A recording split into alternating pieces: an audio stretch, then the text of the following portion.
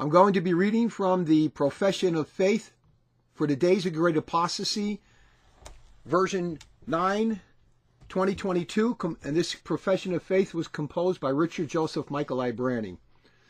The introduction. The Great Apostasy began in the 11th century and progressively got worse. Not only were several dogmas no longer taught to Catholics and nominal Catholics, but some were also doubted or denied, and thus these dogmas were replaced by heresies or idolatries. Therefore, this profession of faith for the days of the Great Apostasy is absolutely necessary for the restoration of the Catholic faith and thus the Catholic Church, and to know who is or is not Catholic. I quote from 1 Thessalonians 5:21, "Prove all things, hold fast to that which is good." And 2 Corinthians 13:5, "Try yourselves if you be of the faith. Prove yourselves, unless perhaps you be reprobates." Ezekiel 13:4-5, "You have not gone up to face the enemy, nor have you set up a wall, a good profession of faith or abjuration, for the house of Israel, the Catholic Church, to stand in battle in the day of the Lord." This profession of faith is one such wall. The first heading here is the basic dogmas. All the basic dogmas must be known and believed in order to be a member of the Catholic Church. Number 1. All the basic dogmas must be known and believed in order to be a member of the Catholic Church. Hence, these dogmas must be known and believed before one can enter the Catholic Church, either by baptism or abjuration. A so-called member of the Catholic Church who does not know or believe a basic dogma is not a member of the Catholic Church, and thus is outside the Catholic Church until he knows and believes all the basic dogmas. Basic dogmas consist of natural law basic dogmas and non-natural law basic dogmas. Subheading: Natural law basic dogmas. Point 2. The natural law is in the hearts of all men. God implants the natural law in their hearts at the instant their souls are created. Point 3. Hence, all men know all the natural law dogmas, even though some men may ignore them or choose not to believe in or obey them. Point 4. The natural law consists of all the basic dogmas of morality and some basic dogmas of faith. Number 5. Some natural laws are known by instinct and reason, and the others are known only by reason.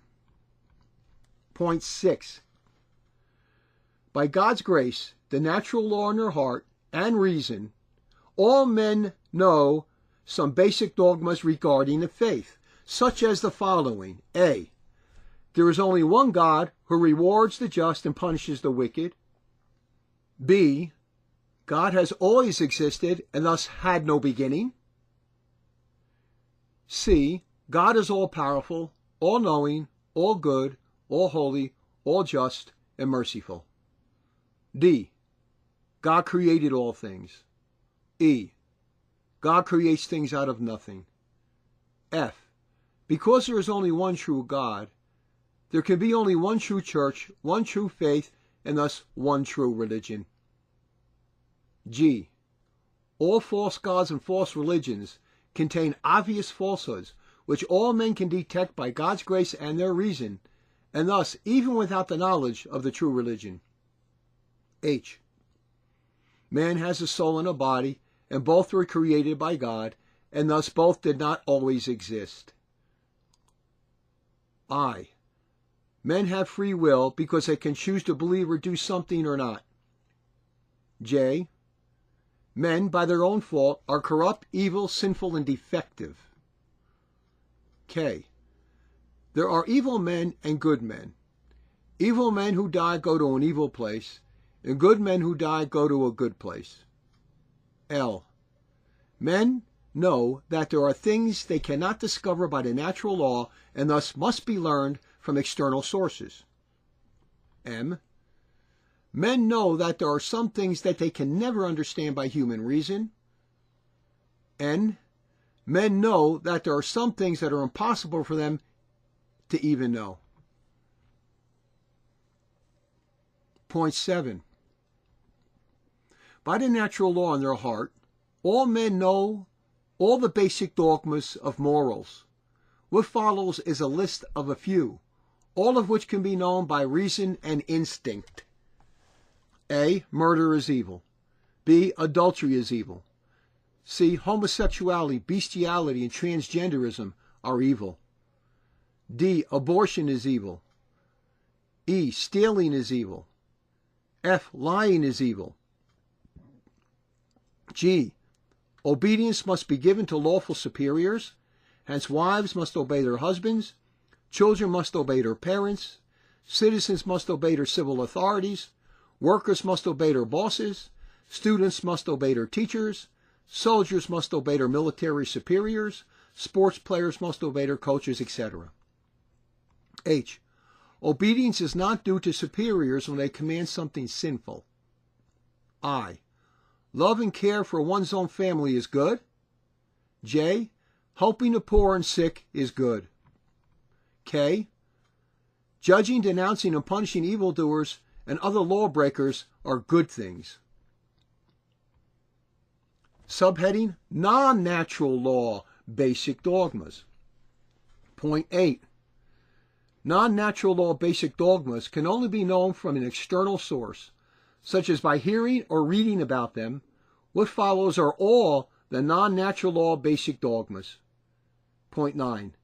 The dogmas in the Apostles' Creed, which state that, quote, I believe in God the Father Almighty and in Jesus Christ, his only Son, our Lord, who was conceived by the Holy Spirit, born of the Virgin Mary, suffered under Pontius Pilate, was crucified, died, and was buried. He descended into hell. The third day he rose from the dead. He ascended into heaven. He sitteth at the right hand of God the Father Almighty. From thence he shall come to judge the living and the dead. I believe in the Holy Spirit, the Holy Catholic Church, the communion of saints, the forgiveness of sins, the resurrection of the body, and life everlasting. Amen. End quote. 10. The dogma of the Most Holy Trinity, which states that there is one God and three divine persons, God the Father, God the Son, and God the Holy Spirit. Even though each of the three divine persons is God, there is only one God. As God, each divine person is uncreated, unmade, and eternal, and thus always existed and will always exist. Just remember three in one, and one. Just remember three in one. Three divine persons in one God.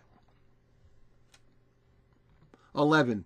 The dogma of the Incarnation, which states that God the Son, Jesus Christ, became man in the womb of the Virgin Mary. Hence, since the Incarnation, Jesus Christ is both God and man, and thus has two natures, the nature of God from all eternity, and the nature of man from the Blessed Virgin Mary. Therefore, since the Incarnation, Jesus Christ is one divine person, as he always was, but now with two natures, a divine nature and a human nature. Just remember two in one, two natures and one divine person. 12. The dogma that the Catholic God, Church, and faith are the one and only true God, Church, and faith. 13. The dogma that only members of the Catholic Church can be in the way of salvation, as this has to be one of the main motives for wanting to be a member of the Catholic Church. 14.